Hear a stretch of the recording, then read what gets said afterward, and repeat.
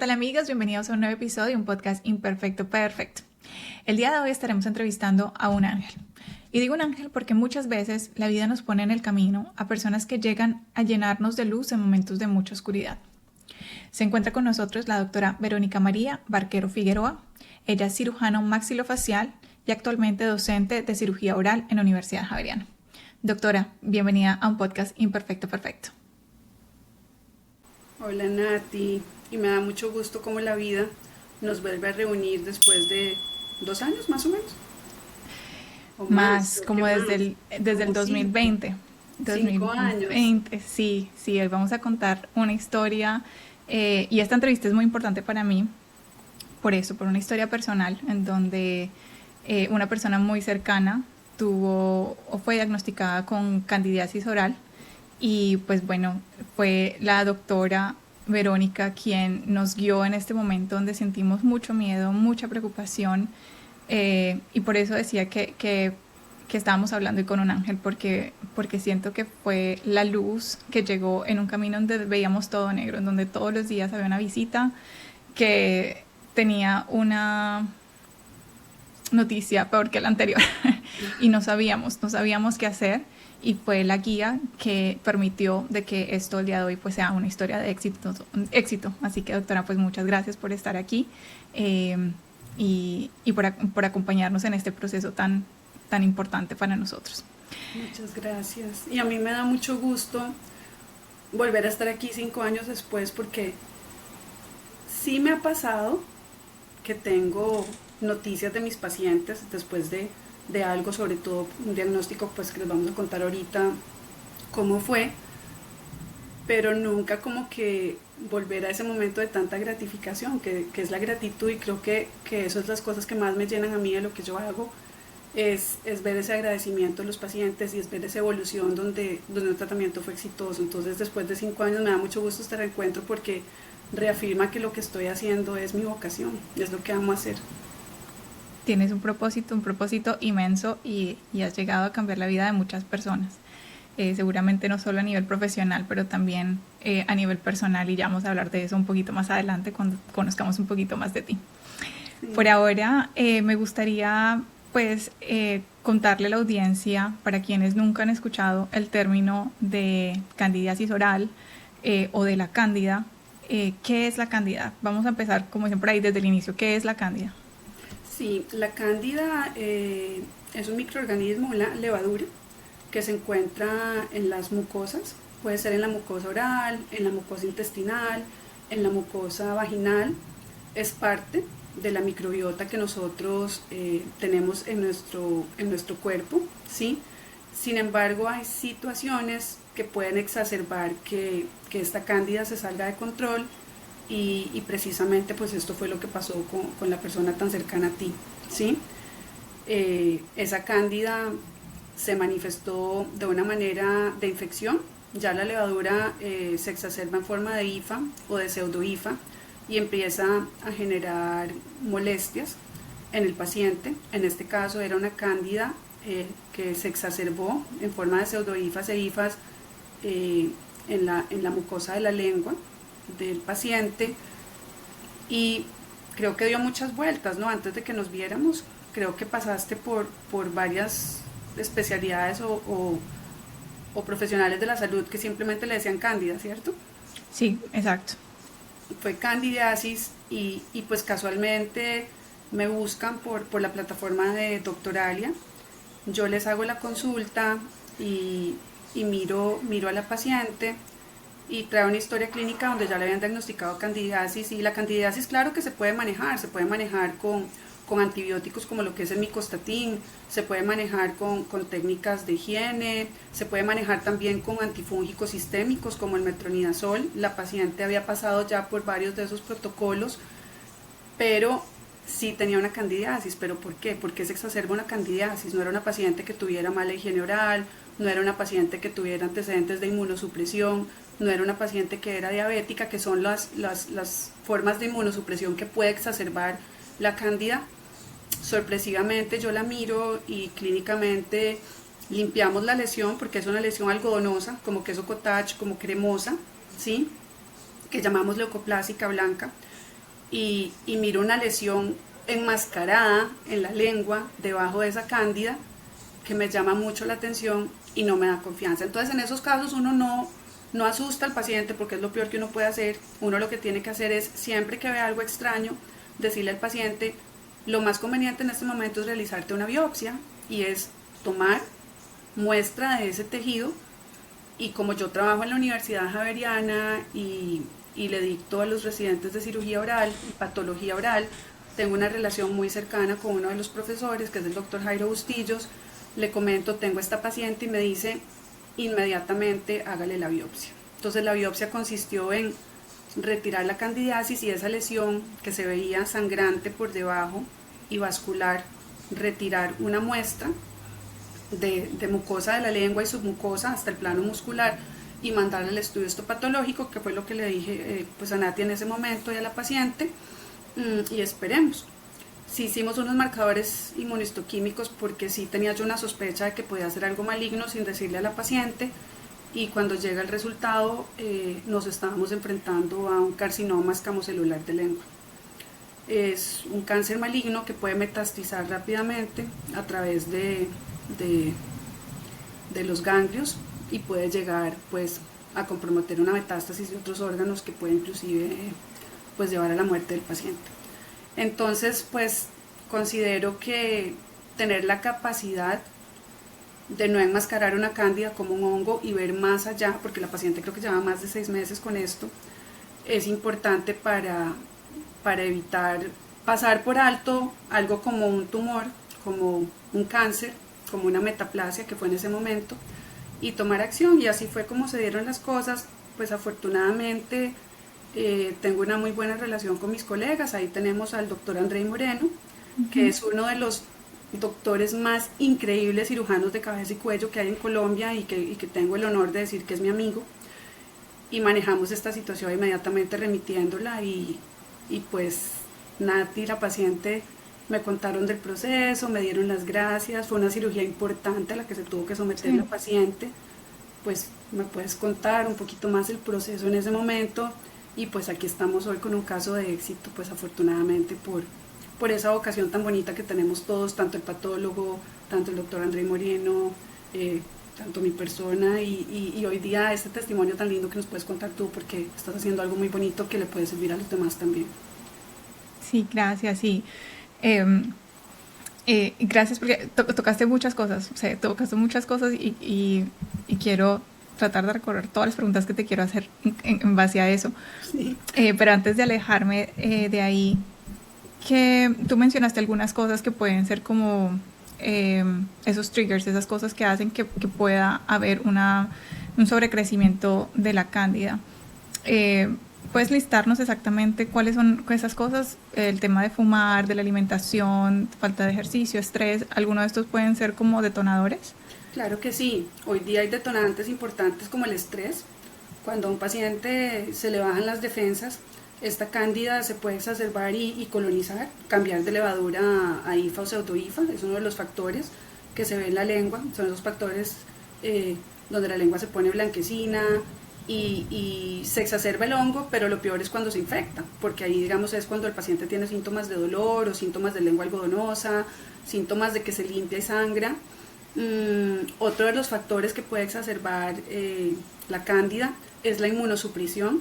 Entonces enfermedades como el HIV positivo pueden exacerbar la cándida, la diabetes, que es un estado donde el paciente también se encuentra inmunosuprimido, puede exacerbar la cándida, y en el caso de nuestra paciente la cándida se exacerbó porque la lesión primaria era un carcinoma escamocelular de lengua, y eso exacerbó que la cándida en ese momento empezara a aflorar y cambiara a pseudo-IFAs, ya no era normal, era patológica.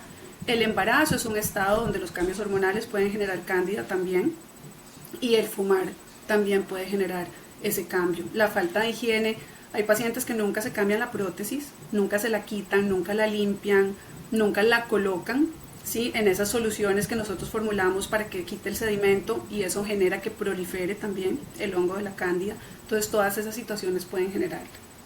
El tema de la alimentación tiene algo que ver. Hay alimentos que propician que se genere más cándida que otros. No, no hay alimentos que lo vayan a propiciar. Ahora, ¿qué pasa? En el caso de que haya un factor predisponente, donde el paciente por inmunosupresión o por el uso excesivo de corticoides o antibióticos, ¿sí?, de amplio espectro, se le baje la defensa y se exacerbe o se cambie la microbiota, el biofilm o la película que generan los lácteos pueden crear un medio de cultivo para exacerbar la candidiasis, ¿sí? Pero en general eso es porque el factor predisponente ya existe. No es primario de que por consumir un alimento se me vaya a exacerbar, sino que es secundario. Si ya tengo una cándida potencial, que tengo mi microbiota alterada y consumo lácteos, pues esto va a hacer que prolifere más rápido, ¿sí? Es por eso, por el biofilm de lo que genera el lácteo. Bueno, pero realmente lo que nosotros vemos como cirujanos orales es que eso se exacerba en pacientes inmunosuprimidos o pacientes que están con periodos de estrés o crisis de estrés altas, ¿sí? Incluso con el cigarrillo, pero el cigarrillo sí es por falta de higiene. Puede ser que una lengua saburral es esa lengua que no se lava, que no se limpia, que entre sus papilas empieza a albergar suciedad o placa blanda, puede generar que cambie la microbiota y la candidiasis se exacerbe. Exacto. En el caso de esta paciente, ella, como mencionaste inicialmente, mostraba unas manchas en su boca con cierta textura. Más adelante experimentó dolor, ardor, luego las manchas siguieron creciendo y se dejó pasar mucho tiempo. Yo supe de esto igual, un día hablando con ella, le digo, oye, ¿qué ha pasado con esto? Me dice, eso sigue ahí. Yo fui al doctor, hicimos unas biopsias, pero pues como que ahí quedó. Y yo veo, le digo, por favor muéstrame. Ella me muestra, ya casi que cubre la mitad, la lengua, la mancha blanca. Y yo digo, no, esto es urgente, tienes que ir ya al médico y tenemos que resolver esto como sea. Y es así que viajamos a Colombia y empezamos a buscar especialistas que nos puedan ayudar a ver qué está pasando. Usualmente esos son los síntomas iniciales, o sea, es verme algunas manchitas en la boca o empieza con alguna molestia, ardor. ¿Cómo puedo yo saber si de pronto pueda que me pueda estar exponiendo a eso, a tener un tema de candidiasis oral? Sí, el tema de la candidiasis oral se ve clínicamente como lo que llamaríamos una lesión algodonosa, como si fuera leche cuajada, como si fuera algodón. Entonces, clínicamente, ¿cómo puede definir uno si esa mancha blanca es una cándida? Clínicamente, uno raspa la lesión, ¿sí? Raspa esa mancha y ella se tiene que retirar porque es un hongo, y lo que vamos a ver es, al retirarse, la mucosa sangrante, porque está pegadita, ¿sí? Y como es un proceso inflamatorio también, está inflamado, está eritematoso, que significa enrojecido, y hace que sangre. Así podríamos decir que es una candidiasis. Sin embargo, no solamente está en lengua, se puede ver en los carrillos, se puede ver en la mucosa de los labios, se puede ver en el paladar, inclusive en casos muy severos puede migrar al esófago y es doloroso para el paciente porque el hongo lo que produce es inflamación y eritema de la mucosa. Debajo de esa lesión algodonosa lo que tenemos es una mucosa alterada con mucha inflamación y mucho eritema. Entonces, eritema es que está enrojecida con mucha inflamación. Y en el caso de nuestra paciente, ella estaba creciendo sobre un carcinoma escamocelular, sobre un cáncer, porque el cáncer exacerbó o cambió la microbiota natural e hizo que el hongo aflorara en ese momento y empezara a proliferar, ¿sí? Entonces no podemos dejar de lado ningún tipo de lesión como esta, que sea blanquecina, que sea algodonosa, que cuando la retiren sangre, porque podría estar enmascarando cualquier otra lesión. Así sea primario de cándida, pues sería primario, pero en este caso la cándida era secundaria a el carcinoma que tenía la paciente. Nosotros realmente no escuchamos la palabra cáncer durante todo este proceso, que para mí eso fue como muy extraño, pero donde lo hubiéramos escuchado, yo creo que hubiera sido aún más difícil de vivir, porque así como fue, con la información que encontramos en su momento, ya nosotros estábamos muy preocupados y la paciente aún más.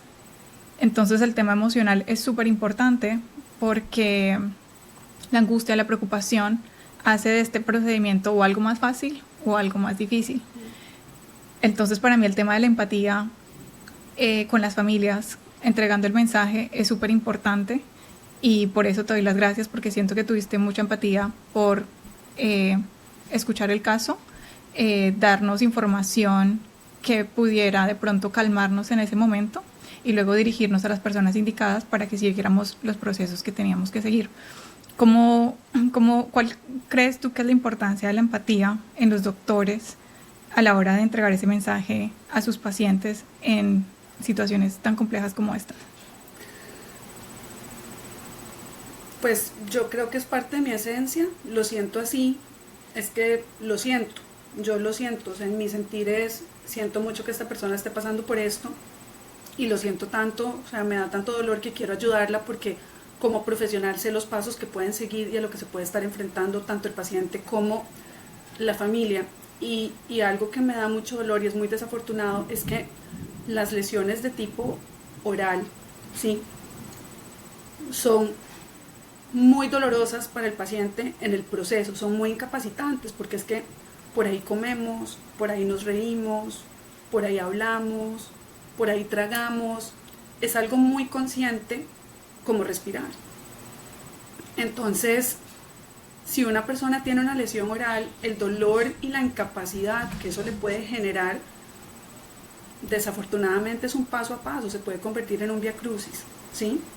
Entonces, de ahí viene la empatía viene del conocimiento de a qué se va a enfrentar ese paciente, porque uno no quiere que el paciente sufra, o uno quiere que sufra lo mínimo a nivel físico, porque si le toca un proceso físico, y tú lo sabes que tocó con una paciente, un proceso físico, entonces, ¿por qué no también ayudarle en el proceso emocional, si ya de por sí físico va a ser difícil, ¿cierto?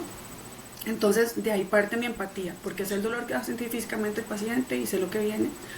Entonces, una de las cosas en las que más me enfoco cuando le voy a dar esta noticia es tener todas las herramientas a la mano de qué es lo que sigue, porque lo que le da más miedo al paciente, aparte del diagnóstico, es la incertidumbre, que sigue de acá, y le da mucho afán que sea lo más rápido posible.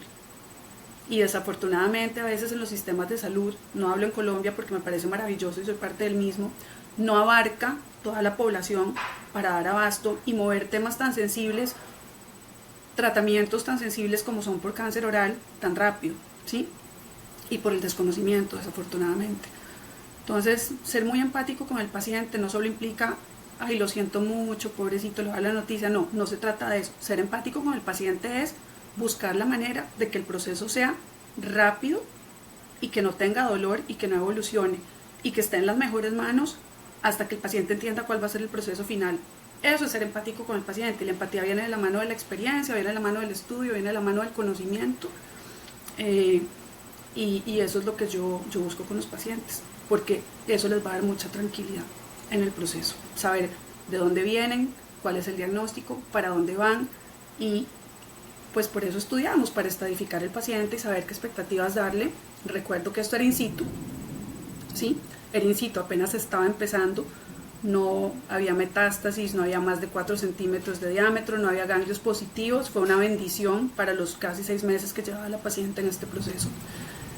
Pero pues sí, mi empatía viene del sentir, y la empatía va de la mano de llevar al paciente por todo el proceso sabiendo para dónde va.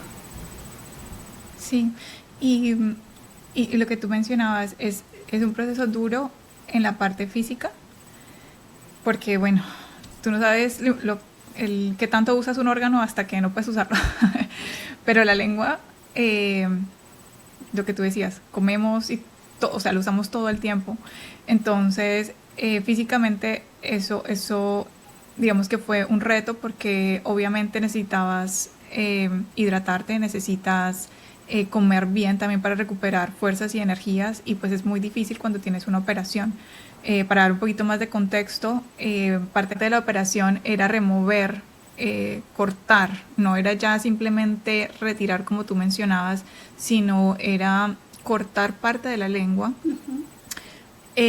también para evitar de que volviera a surgir algo, era lo que nos explicaba el doctor que llevó a cabo la cirugía. Entonces, la noticia de saber que te van a ser este tipo de procedimiento pues es dura. Tener que tomar la decisión de hacemos esto o hacer aquello es dura, pero la empatía del compañero tuyo, André Moreno, también fue súper importante porque con la experiencia que tiene te da la seguridad como paciente de esto ya lo he hecho, va a estar bien, tenemos herramientas para ayudarle a los siguientes pasos. Y él nos explicaba que la lengua es un órgano que se regenera rápido, sí. Y a pesar de que bueno, va a doler, vamos a necesitar hacer algunas terapias después de pronunciación, de movimiento y demás, vamos a poder salir adelante con esto. Y fue como esa explicación, ese caminito que él nos marcó también muy bien, que nos convenció para tomar la decisión que era realmente operarla y remover esta parte de la lengua. Doctora, ¿qué rol juega la familia en el acompañamiento de un proceso como este? Nosotros sabemos que físicamente es difícil porque pues la lengua es un órgano que usamos todo el tiempo, pero la parte emocional también es súper importante. En nuestro caso, nuestro familiar nos dijo que si no hubiera sido porque todos estuvimos allá apoyando, no hubiera tenido la fuerza para salir adelante. Y por otro lado también nos dijo, una vez pasó todo este proceso, que tenía la certeza que si algo le llegaba a pasar después relacionado a cualquier otra cosa, pues que iba a estar bien porque ya sabe que toda su familia está ahí porque ya reaccionaron de cierta manera en una previa ocasión. Entonces, para nosotros pues es importante conocer fue importante conocer la importancia que nosotros tuvimos en su proceso. ¿Pensaría usted que para otros pacientes es igual de importante el rol de la familia en un proceso como estos? Sí, el círculo de apoyo del paciente no solamente consiste en los especialistas, en los profesionales de la salud, en los terapeutas. El círculo de apoyo primordial del paciente y su círculo más cercano es la familia. Es la familia porque son las personas que van a desafortunadamente lidiar pues con ese dolor, son los que desafortunadamente tienen que velar por la alimentación del paciente, son los que tienen que velar por la evolución, llevarlos a las citas médicas. Es tan importante como que estoy enfermo y ¿quién me va a llevar? ¿Quién me va a traer? ¿Quién me va a sacar la cita? ¿Quién va a hablar por teléfono mientras yo estoy incapacitado y no puedo hablar porque tengo la lengua operada? Y eso es en todo. El rol de la familia es muy importante porque es esa parte emocional del paciente donde le dicen, no importa lo que le esté pasando, aquí estamos de la mano con usted, aquí le estamos dando su palmadita en la espalda, aquí estamos para comprarle los medicamentos, si quiere llorar, llore conmigo, yo soy su hombro. Sí, y ese círculo familiar tan cercano es tan importante, sobre todo cuando vienen procesos como quimioterapia y radioterapia de la mano, ¿sí? Que eso es parte de los protocolos, sobre todo en cáncer oral, el malestar del paciente por la quimioterapia, la mucositis cuando la radioterapia llega a quemar las mucosas, ¿sí? Llega a generar mucho dolor o llega a quemar la piel. Entonces, no es lo mismo que deje al paciente con un enfermero, que le haga todas las curaciones y esté ahí, que esté de la mano con su familia, que es quien lo va a querer. Y a veces el mismo paciente no quiere generarle un dolor a la familia, quiere alejarse de eso y déjenme con una enfermera. Pero no, esta es una relación bilateral donde la parte emocional del paciente tiene que ser muy estable para que el paciente se pueda recuperar. Y es así, porque cuando nosotros estamos estresados generamos cortisol y el cortisol no nos ayuda a mejorar. Cuando nosotros estamos tranquilos, vamos a tener un proceso más amable dentro de todo lo difícil que fue este proceso. Entonces, claro que la familia es el primer círculo de apoyo del paciente. Y los profesionales como los psicólogos y los mismos especialistas son ese apoyo que lideran para que puedan continuar en el proceso.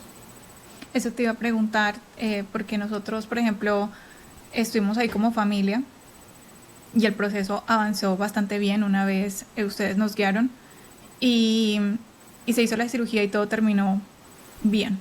Sin embargo, ahorita estás mencionando quimioterapia, estás mencionando otro tipo de tratamientos que de pronto pudieron haberse, se hubieran tenido que llevar a cabo si se hubiera esperado más.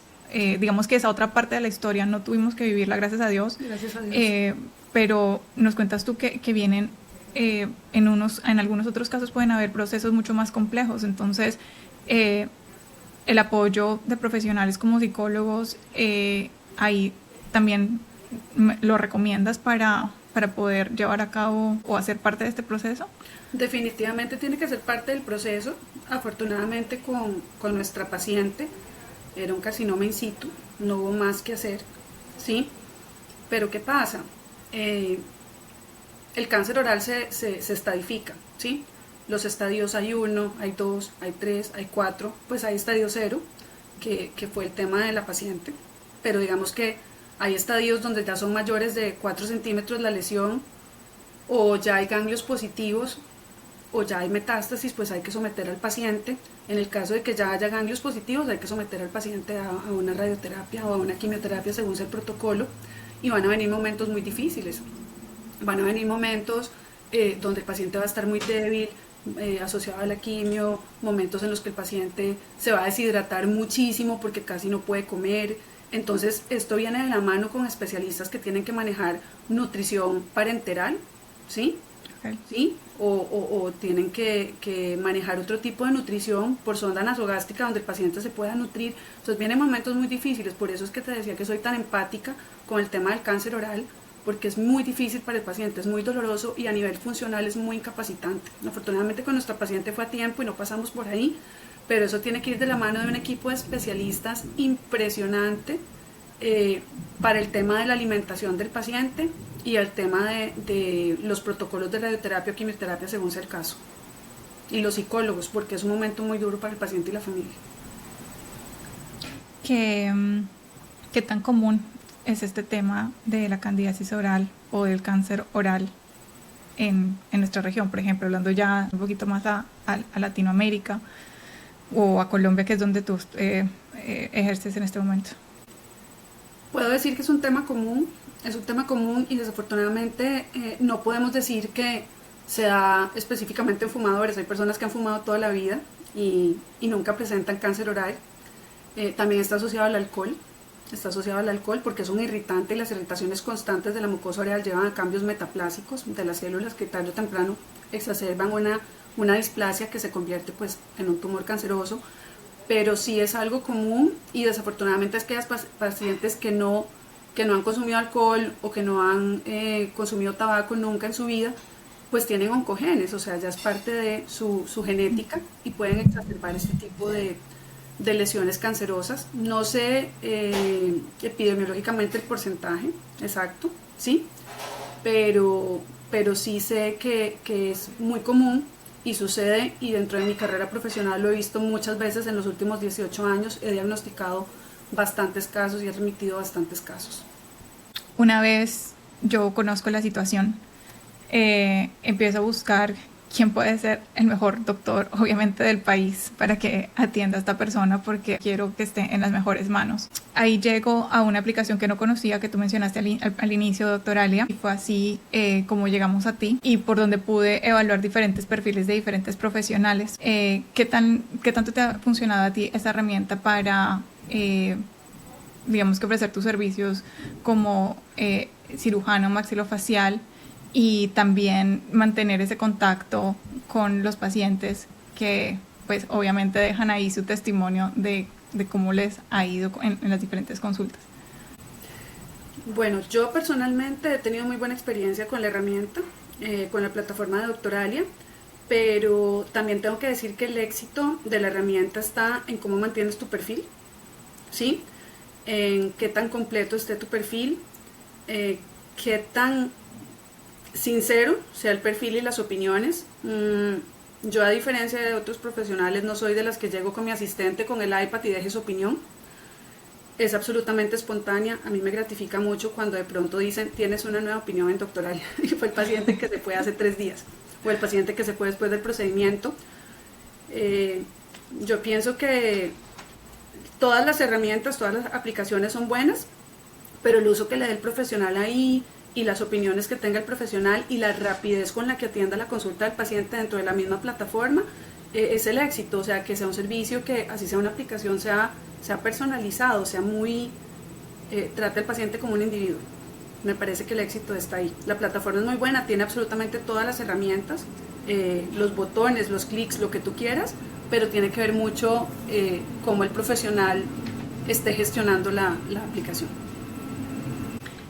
Cuéntanos un poquito más sobre tu carrera. ¿Por qué decides un día estudiar una carrera que a los ojos de muchos pues es algo tan complejo? ¿Qué te llevó a escoger esta carrera?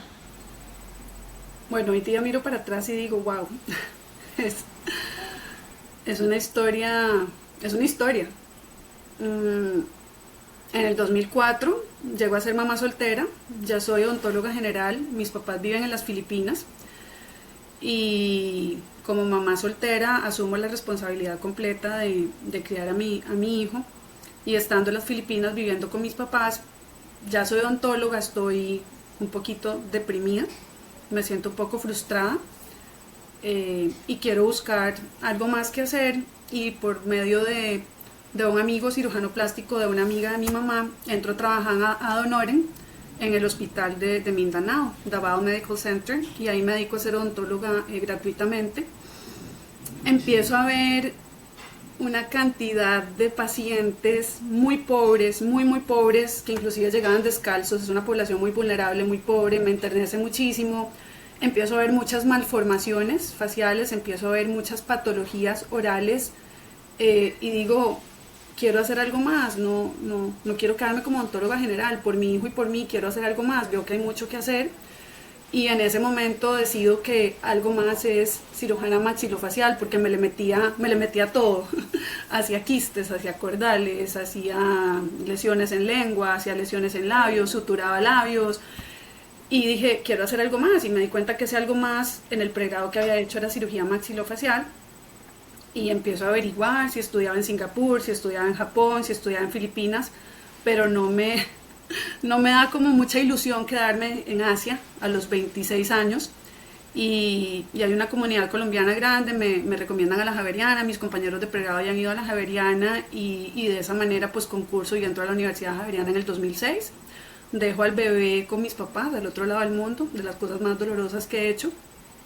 y estudio cirugía maxilofacial y me graduó en el 2010, ya llevo casi 16 años ejerciendo y me radico en Colombia, y la verdad, esa esencia de ayudar al otro, que fue lo que me llevó a esa población vulnerable a estudiar cirugía maxilofacial, es precisamente lo que me mueve hoy a seguir trabajando con mis pacientes, porque yo tengo una mini fundación mía en el consultorio donde yo ayudo al que no puede pagar, y estoy ahí para el que no puede pagar, y desde luego aquel paciente que puede pagar pues experimenta esa misma humanidad conmigo, porque es lo que me mueve, es lo que me hace feliz, y creo que es lo que me va a seguir moviendo hasta que ya deje de mover las manos como cirujano. No, tienes un corazón gigante, porque no me puedo imaginar lo difícil que fue decir adiós a tu hijo para emprender esta carrera. Cuéntanos un poquito más de eso. Creo que fue de las cosas más difíciles que he hecho en mi vida.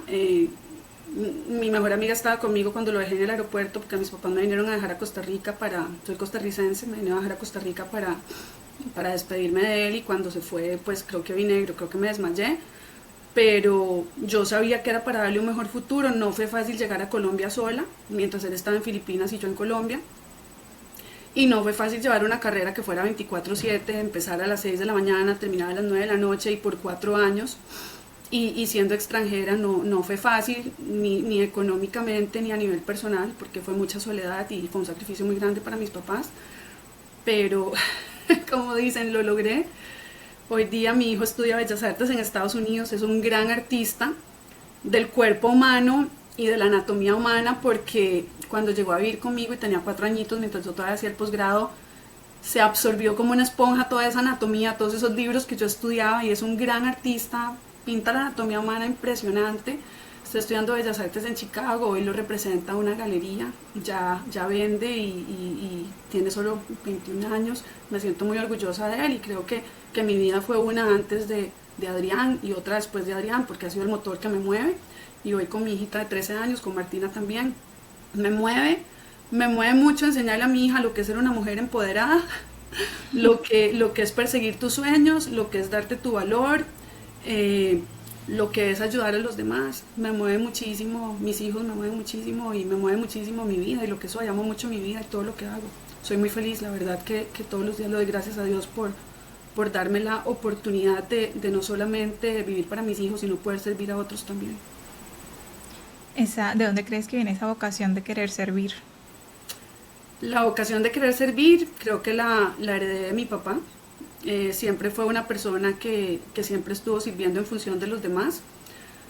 Eh, él era una persona que se quitaba las gafas que andaba puestas para que otro viera, lo cual era muy chistoso porque no iba a ver igual.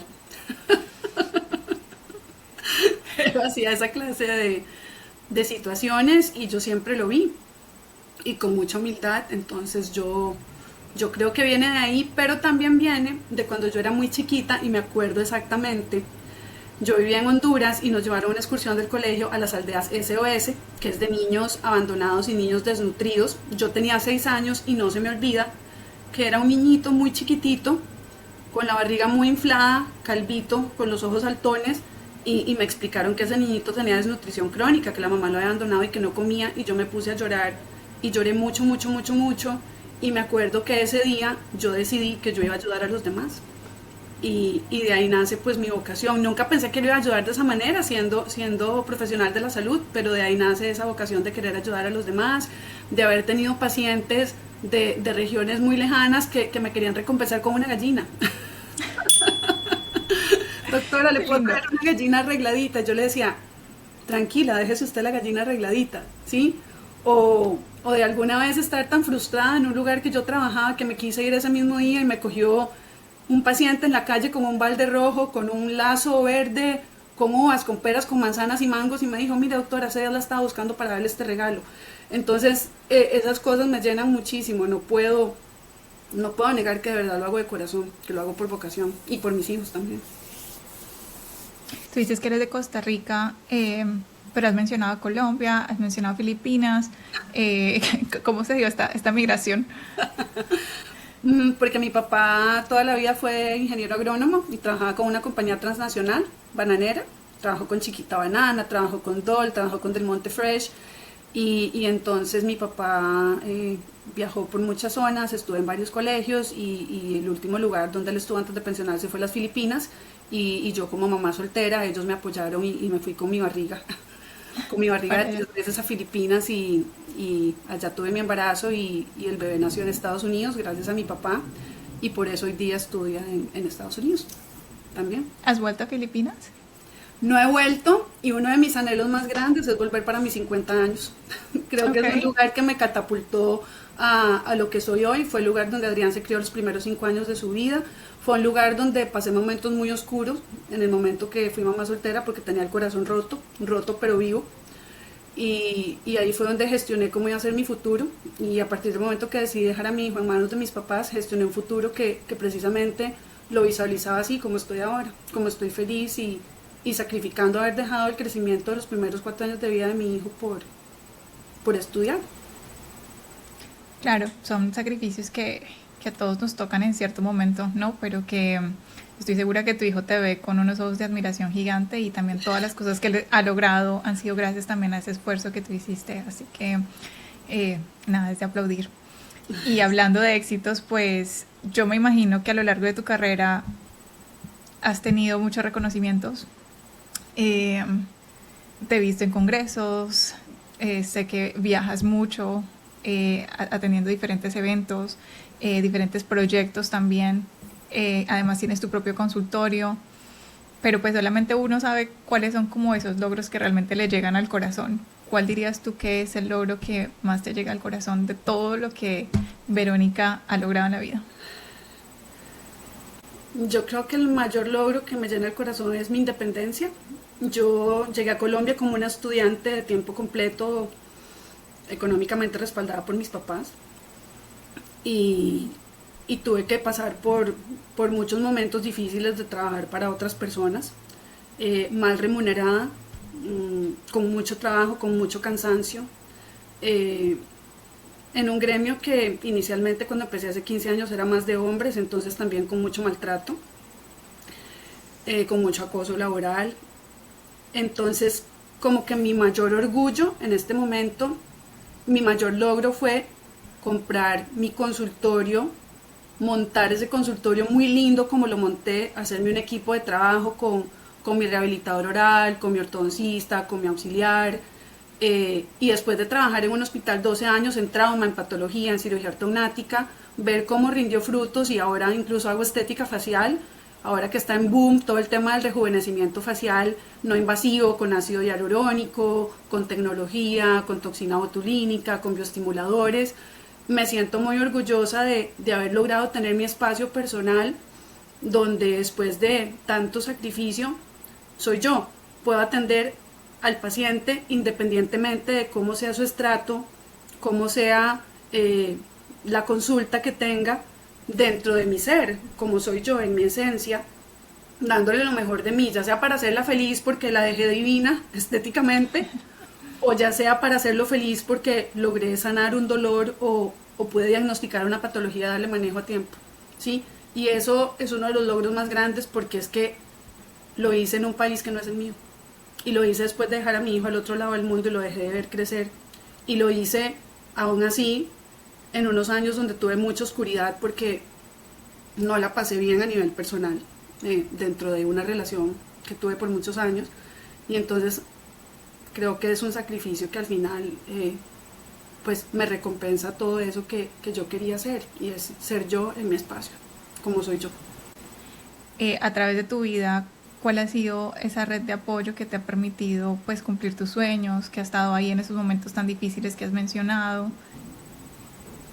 Mi red de apoyo en este momento la considero, bueno, fueron mis papás en su momento, porque en el momento que estuve tan sola, como más soltera y no sabía qué iba a hacer y tuve tanta incertidumbre, ellos me dijeron, véngase para acá, para Filipinas, que aquí se va a tener miles de kilómetros de playa para correr con nosotros. Y así fue, esa fue mi red de apoyo.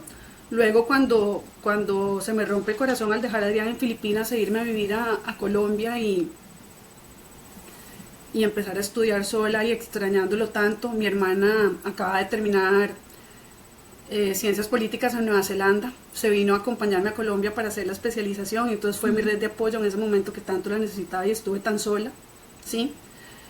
Y mi red de apoyo como expatriada, mis amigos son mi familia, entonces he tenido amistades increíbles en Colombia los últimos 20 años que son mi familia y que valoro muchísimo y que le llegan a uno al corazón. Entonces la gente tan auténtica que puedo contar con 5 dedos y mi familia, esas son mi red de apoyo, y mis hijos que son mi motor, ellos son los que todos los días hacen que yo me levante con la seguridad de que todo va a estar bien, de que lo estoy haciendo bien, porque es por ellos. Para aquellas personas que están buscando estudiar una carrera en el campo de la medicina, tú has recorrido pues ya mucho a nivel profesional, ¿qué consejo le darías? Porque nos dices tú que para ti ha sido muy remunerante el poder estudiar esto porque te permite ayudar a otras personas. Y muy seguramente aquellas personas que quieren estudiar una carrera de medicina, odontología, también tienen esta misma vocación. ¿Qué le dirías, qué consejo les podrías dar a ellos que están emprendiendo este camino hacia una profesión que es bastante retadora, porque es retadora? Sí, hay 2 cosas muy importantes. La primera es que las carreras de la salud son muy difíciles y uno piensa cuando uno empieza a estudiar eso que una vez se acabe la carrera va a ser más fácil. No, eso nunca se acaba porque es un compromiso con la vida de otras personas, con la salud de otras personas. Entonces, así como es la residencia, así como es el pregrado, así como uno se la vive estresado y estudiando y corriendo para lograr las cosas, así es en la vida real. En la vida real es exactamente igual, no es nada diferente. Hoy día mi familia, mis hijos, mis amigos saben que si no les contesto el teléfono es porque me tendría que quitar los guantes para contestarlo, entonces tendrían que esperar a que les conteste y lo hago inmediatamente puedo, pero nunca se termina. Es una carrera que siempre es un reto constante porque es la vida de las personas. Entonces, eso es un mito, que así como es tan difícil la carrera, la vida va a ser más fácil. No, ese es el consejo que les puedo dar. Siempre va a ser difícil porque siempre estamos entregados a la vida de otras personas. Lo segundo que les tengo que decir es que si hay una vocación. Si hay una vocación porque vienen momentos oscuros y momentos frustrantes en los cuales pensamos que estudiamos mucho y desafortunadamente en ciertos sistemas de salud la remuneración no es justa. No es justa y creo que es un tema que se ve en muchos países, no es justa. Entonces mi consejo es que no podemos vivir simplemente de la vocación, idealizar esa vocación, cosa que hice por muchos años, por tanto el consejo es prepárense, estudien, nunca dejen de estudiar, porque ese es otro mito, no es colgar el título y ya, nunca dejo de estudiar, nunca dejo de prepararme, nunca dejo de ir a congresos, nunca dejo de hacer diplomados, nunca dejo de hacer entrenamientos, o sea, nunca, nunca, ¿por qué? Porque estar en la situación que uno está no es suerte, no es suerte. La suerte tiene una definición hoy día, se la escuché a una psicóloga que se llama Marian Rojas Estapé, que me encanta, y ella dice que la suerte es la combinación de saber tomar la oportunidad y la preparación. Entonces, después de haber dejado a mi hijo al otro lado del mundo y llegar a estudiar a Colombia con una mano adelante y otra atrás, y hoy sentir que puedo y saqué adelante a mi hijo en Chicago y que tengo otra hija y que me saco adelante yo, lo que puedo decir es que tuve mucha suerte, porque nunca he dejado de prepararme y he cogido la oportunidad. La oportunidad. Y esa oportunidad está no solamente en haber estudiado dentro de mi carrera, sino llevarlo un nivel más allá, porque hay que diversificar. Hoy día los cirujanos maxilofaciales somos una especialidad médico-quirúrgica en Colombia que estamos acreditados para hacer estética y por lo tanto yo me moví hacia ese lugar. Y hoy día me estoy dedicando a eso y me da mucha gratificación ayudar a ese paciente que lo necesita, al cual le puedo hacer la labor social, y me da mucha gratificación de todo lo que estudié, me quemé las pestañas, hacer esa parte estética que me va a remunerar. Entonces ese es mi mayor consejo. Mi mayor consejo es, les va a tocar duro aún después de graduarse, mi mayor consejo es nunca dejen de estudiar y mi mayor consejo es diversifiquen para tener el valor que ustedes se merecen. Siempre es así. Sí, y es que si uno mira tus redes sociales, ve mucha información sobre todo lo que es estética. Y yo sí te quería preguntar, o sea, ¿dónde hubo este switch? Porque digo, bueno, para hacer esta entrevista quiero buscar, quiero conocer un poquito más de ella y veo cosas que yo dije, yo pensé que iba a ser dedicada a otras cosas, ya por todo lo que me mencionas y por la enseñanza que les estás dejando a los futuros jóvenes doctores, especialistas, cirujanos, veo el porqué, la razón. Decidiste diversificar, así como cuando uno hace inversiones en su portafolio financiero. Entonces me parece un consejo buenísimo, pero digamos que no solo pensando, bueno, tengo que diversificar. ¿Por qué escogiste esta rama? O sea, ¿qué fue lo que más te llamó la atención? Bueno, resulta que yo me estoy graduando en el 2010 de cirujana maxilofacial en la Universidad Javeriana y me sale la oportunidad de trabajar en un hospital distrital, muy lejos de mi casa, 40 minutos de ida, 40 minutos de vuelta y con tráfico 1 hora, son 30 kilómetros diarios. Y resulta que ese hospital es un hospital de combate, es un hospital en el sur de la ciudad que es uno de los lugares más peligrosos y pues yo estudié porque mi pasión era estar en un quirófano. Y resulta que por 10 años realizo trauma facial.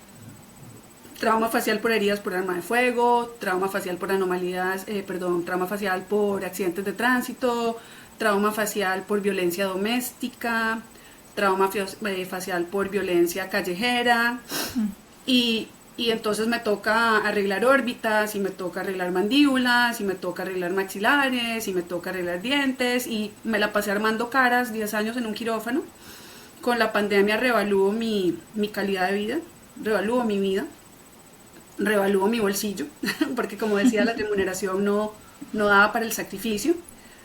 Salgo del hospital y al año estoy comprando mi consultorio porque empecé a dedicarme a la estética. Y de esa manera es que empiezo a diversificar porque creo que la escuela del trauma facial me dio todo para hacer hoy día armonía facial y estética facial. Amo la anatomía, conozco la anatomía y me entreno en los procedimientos de rejuvenecimiento no invasivo que hago y de armonización facial y realmente así fue como llegué ahí. Fue una cosa llevó a la otra. Entonces me da mucha alegría y mucha gratificación ver cómo el sacrificio de lo que uno hace y el empeño que uno le pone a las cosas, porque trabajé en ese hospital de puro amor, me llevó hoy día a hacer las cosas que hago para que se reconozca mi trabajo y se valore. Digo yo siempre que todo lo que uno aprenda y todo lo que uno haga sirve en algún momento. Y veo que tienes esa misma filosofía. Aquí ayudé y luego esto me sirvió para para construir esto otro. Esto estudié y luego esto dio su fruto. Y creo que eso es súper importante y es un mensaje crucial en este momento en donde todos estamos buscando como esa gratificación instantánea, que creemos de que todo pasa supremamente rápido y que las personas que son exitosas, eso fue algo que fue de la noche a la mañana, y pues realmente no es así. Siempre hay muchas cosas de fondo, y que ahorita tú puedas decir que tienes tu propio consultorio, que trabajas en todo el tema de la estética, no ha sido fácil para llegar hasta ahí. Has tenido que vivir muchas cosas y has tenido que conocer muchos casos que me imagino que han sido muy, muy fuertes. Uy, sí, muy fuertes. Muy fuertes, y digamos que uno escucha que Colombia se ha vuelto muy popular en todo el tema de lo que son tratamientos estéticos, y gente de muchos países viaja a Colombia para realizar este tipo de tratamientos. También escuchamos mucho sobre tratamientos no invasivos. ¿Qué tan no invasivos realmente son estos tratamientos? Bueno, realmente yo como cirujana maxilofacial te puedo decir que un tratamiento invasivo es aquel que tiene un posoperatorio largo, porque es a base de suturas, de manejo de planos faciales, manejo de músculos, incluso a nivel óseo, ¿sí? Pero cuando decimos creer en el rejuvenecimiento no invasivo es cuando hablamos, por ejemplo, de tecnología láser, donde se hacen incisiones mínimas en los pacientes para de cierta forma canular con láser el tejido celular subcutáneo, producir este colágeno. Entonces es mínimamente invasivo, no, ni siquiera lleva suturas. Cuando hablamos de inyectables, como es el ácido hialurónico, o inyectables como son los bioestimuladores de ácido poliláctico o hidroxiapatita de calcio, se considerará invasivo en el sentido de que entramos dentro del tejido y que somos propensos a que, si no lo hacemos de una manera correcta, con buenas técnicas de asepsia, puede haber una infección. Pero no es un procedimiento donde se utiliza el bisturí, donde se mueven los planos, los diferentes planos, donde hay suturas. Entonces por eso se define como no invasivo, porque no es una ritidectomía de plano profundo, ¿sí? Donde estamos haciendo esta clase de procedimientos de bisturí, de manejar los tejidos blandos, de suturas. Pero creo muchísimo en el rejuvenecimiento no invasivo, porque los pacientes tienen que entender que son procedimientos integrales, es decir, es un manejo del skin quality, es un manejo de el envejecimiento gravitacional por pérdida de la fibrosis de los ligamentos, es un rejuvenecimiento cuando manejamos la atrofia del volumen óseo, que como maxilofaciales se nos da muy bien hacerlo con rellenos dérmicos. Entonces creo mucho en el rejuvenecimiento no invasivo, porque lo veo. Hoy veo que no todo el mundo está para el bisturí y las ves divinas. Las ves divinas, ¿cierto? Sí. No fue que precisamente pasó por un rejuvenecimiento invasivo. Entonces por eso lo creo. Ves mujeres de 55 años, de 60 años que están espectaculares, porque creen y le apuestan a los procedimientos no invasivos de rejuvenecimiento como los que yo hago. Pero también, y eso es un secreto que tengo que revelar, es que van de la mano de un estilo de vida. Van de la mano de un estilo de vida, y uno ve a esas mujeres muy lindas porque hacen deporte, porque comen sano, porque se centran en su espiritualidad también, en buenas relaciones interpersonales, y se hacen sus procedimientos estéticos y están muy lindas porque van de la mano de ese estilo de vida. No podemos pretender que de la noche a la mañana una persona que nunca se cuidó, que toma mucho sol, que no come bien o que tiene ciertas enfermedades, pues vaya a lograr un rejuvenecimiento no invasivo como por arte de magia. O sea, no es magia, es disciplina y es constancia. Entonces le apuesto muchísimo a esa clase de procedimientos y me gusta muchísimo hacerlos y tengo muy buenos resultados. Mi lema es Quiet Beauty. Es esa belleza silenciosa donde ¿qué te hiciste? No sabemos qué te hiciste, pero te ves muy bien. Te ves muy bien. Mucho. Ajá. Sí. Sí, es verdad, todo va de la mano del estilo de vida, ¿no? Eso definitivamente hace la diferencia. Y más adelante quiero hablar un poquito de eso. Doctora, más allá de la bata y el consultorio, y a pesar de que ya nos has contado mucho de tu vida personal, me gustaría saber qué haces en tu tiempo libre, qué es eso que te gusta o que hace parte de ese estilo de vida que hace que Verónica al día de hoy sea feliz. Mi estilo de vida se enfoca en las mañanas, tomo un café con creatina, porque la creatina ahorita que estamos en esa época de la perimenopausia ayuda mucho a hidratar el músculo, en las mujeres que la masa muscular se consume mucho. Me dedico a hacer entrenamiento funcional porque funciona.